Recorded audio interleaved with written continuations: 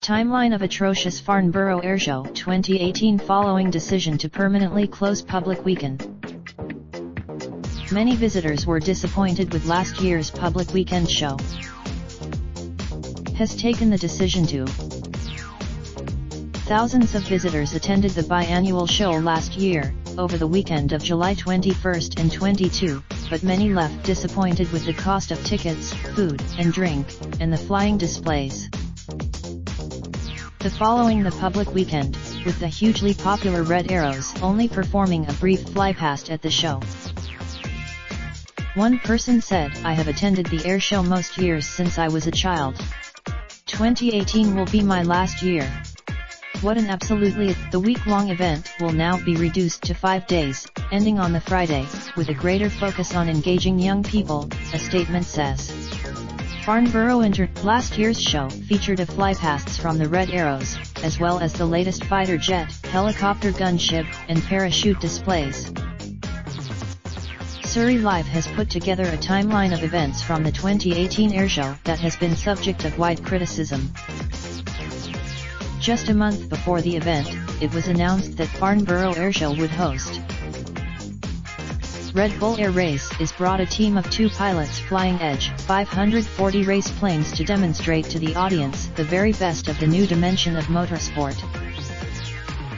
The pair reached speeds of 370 km/h while enduring forces of up to 12 G as they navigate a low-level racetrack, marked by 25-meter-high, air-filled pylons. Richard Browning, the real-life Iron Man, demonstrated his flying suit in front of the cameras after announcing he would appear at the airshow. He essentially uses a miniature Harrier aircraft as a jetpack to fly through the air. The POUND 250-000 suit has more horsepower than a Formula 1 car and can achieve full vertical thrust and airborne control with the small jet engines mounted on each arm and behind the back. Rolls-Royce announced plans to. The concept aircraft is a hybrid vehicle that could transport 5 passengers at speeds of up to 250 mph for up to 500 miles without being recharged, the company said. It was described as an electric vertical takeoff and landing vehicle, with its wings able to rotate 90 degrees to enable it to take off or land like a helicopter. The first day of the public weekend, with a Red Arrows flypast and a range of large aircrafts on display. However, many were left disappointed with the world-famous Flying Squadron's display. The real-life Iron Man showed the crowds his jetpack to kick off proceedings at noon before a Red Bull Air Race demo took place. As mentioned, with the event, the cost of tickets, food, and drink, as well as the displays were the main reasons cited as hundreds took to social media to voice their discontent. The Red Arrows were picked out specifically for their brief flypast performance, with many respondents claiming the show was the worst one they had ever attended. Negative reaction to the event was a large contributor behind the decision to close the public weekend. Many visitors were left wondering and stunts at the airshow. They flew past 3 times in different formations, expelling their trademark red, white, and blue smoke before landing on the runway. However, the Red Jets did not perform any aerobatic stunts for the expectant crowd this year and never will again, because they could not. Due to the high speed and dynamic nature of the Royal Air Force Aerobatics team display, and the significant encroachment of civilian infrastructure on the extended display area, the RAF has decided it is no longer possible for the Red Arrows to display at Farnborough.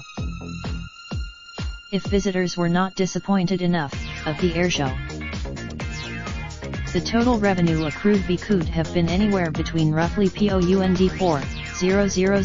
pound 8,000 depending on when the fines are paid and how many of them are subject to appeal. The fines were all issued in and around the roads in North Camp, close to the Farnborough Airshow site. Final figures showed that The figure was a rise of $67.5 BN compared to 2016 show as people from more than 100 countries attended, with a record Chinese presence.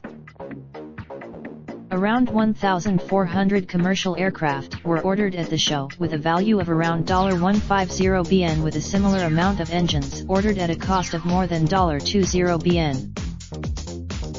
There was also a rise in trade visitors of nearly 10% compared previous years and more than 80,000 members of the public.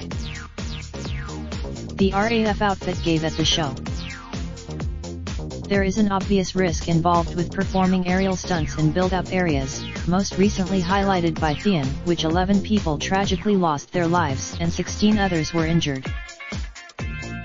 A spokesman for the Royal Air Force aerobatic team said the high speed and dynamic nature of the traditional red arrows display is no longer appropriate for Farnborough due to the large amounts of local housing, business areas, and major transport links underneath the planned display area. Organizers of the event had to that were put up during the airshow. The deserted signage was brought to the attention of the organizers by Fleet resident Simon Brown, who found and photographed several signs around Farnborough. Farnborough International FI says that it has gone to great lengths to remove the signs with Mr. Brown's assistance and has managed to locate signs that were not in their original locations or have been vandalized. Raindrop, truck top smoking, no cooking the hot pot. Fucking on your bitch, yeah, that. Looking up, open the park pot.